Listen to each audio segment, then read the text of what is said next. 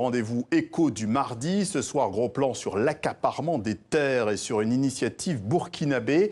Et avant d'en parler avec Marion Naguzeski, regardez cette séquence extraite d'un reportage au Sénégal de Margot Chevance et Cheikh Berté. On y voit la colère des habitants de Diokoul, expropriés de leurs terres. Regardez. Ces champs, les paysans les cultivent sans titre de propriété de façon coutumière. Mais bientôt, sur ces plaines sablonneuses, c'est un géant indien qui va faucher les sols, place à des forages industriels pour cultiver la pomme de terre. Mamadou Lo refuse d'abandonner ces hectares qui font depuis plusieurs générations vivre sa famille. Mon champ, je gagne à 1 750 000, 1 200 000 dans 2 mois de récolte. Mais comment faut-il que je donne mon champ à les Indiens pour cultiver de la pomme de terre? Mais comment je vais faire avec ma famille? J'attends la justice parce que le verdict n'est pas tombé. Si la justice me dit laisse la terre, je laisse. Si la justice me dit prends ton terre, je prends mon terre et continue à cultiver. Voilà, et entre-temps, Marion Naguzeski nous a rejoint. Bonsoir Marion. Bonsoir Patrice. Ce reportage diffusé en juin dernier dans ce journal est un témoignage fort de ce qui se passe là-bas depuis une dizaine d'années qu'on qualifie d'accaparement des terres. Oui, effectivement Patrice, le reportage de Margot Chevance et Cheikh Berté en est une illustration parfaite. À Diokoul au Sénégal, on vient de le voir, les habitants et les petits exploitants agricoles ont vu leurs terres attribuées en fait à une société indienne, c'est dit dans cet extrait du reportage, expropriés donc de leurs terres pour cette société venue cultiver de la pomme de terre. Et comment est-ce possible alors? Eh bien en fait le problème c'est celui du droit foncier.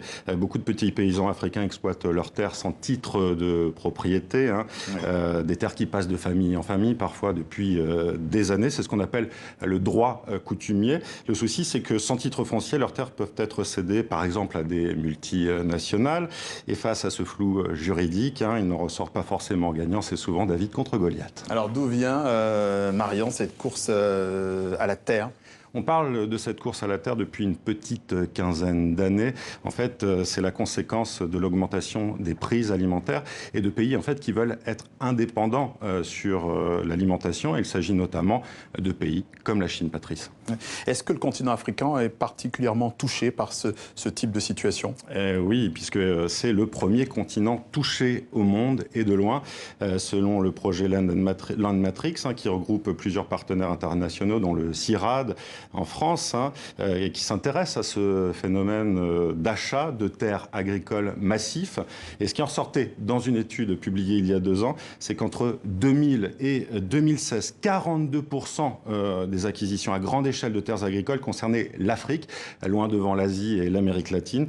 Et selon cette étude, l'Afrique est devenue le nouvel Eldorado des multinationales agro-industrielles au détriment des petits paysans. Alors vous avez dit David contre Goliath, comment ces petits paysans peuvent-ils se défendre face à ça? Normalement, Patrice, la meilleure défense, c'est la justice. J'ai eu Margot Chevance tout à l'heure au téléphone pour savoir ce qui était arrivé à ces propriétaires, enfin ces petits exploitants de Diokoul.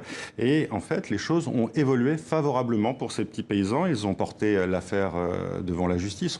C'était dans le reportage de Margot et de Cheikh en juin dernier. Et la Cour suprême sénégalaise a tranché donc en leur faveur. Le conseil municipal n'avait pas le droit, en fait, selon la Cour suprême, de céder ces terres à cette société indienne, car les terres appartenaient au domaine national. C'était donc à l'État de décider ou non de céder ces terres. Alors le problème majeur, c'est effectivement la question du titre foncier.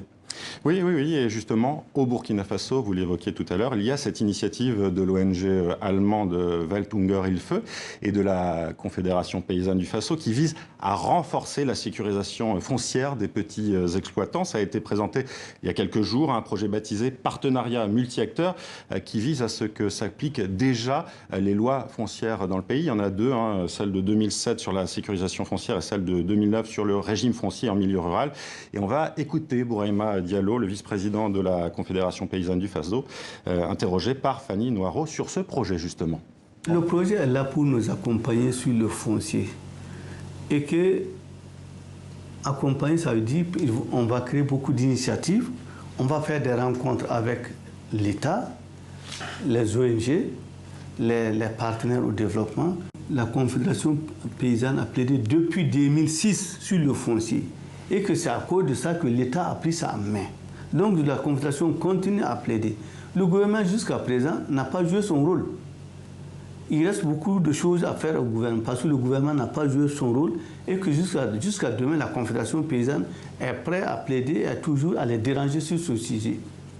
Et beaucoup de choses restent à faire, hein, Patrice, puisque ce projet vise à ce que l'ensemble des communes du Burkina, il y en a 351, protègent mieux ces petits producteurs. Aujourd'hui, seulement une soixantaine de communes le fait.